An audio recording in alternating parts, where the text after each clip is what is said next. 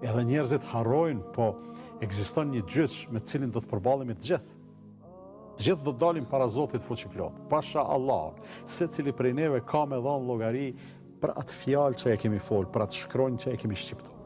Por edhe për atë lëvizje gishti, në tastier, çka kemi shkruar.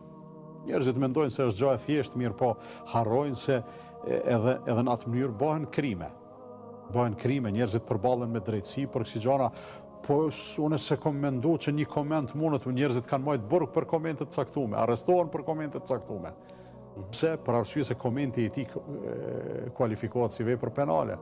Andaj, këtë mundësi që na është dhënë, komunikimi virtual, fjalën time e dëgjojnë 5 vetë. Nëpërmjet këtij mediume e dëgjojnë 1000 vetë. Do të më shfrytëzu për hajër, jo me i frustru njerëzit, jo me i përça, jo me i bot zeher që thojmë na. Njëjta gjë edhe komunikimi social që tashmë është në dorën e secilit. Edhe njerëzit harrojnë, po ekziston një gjyq me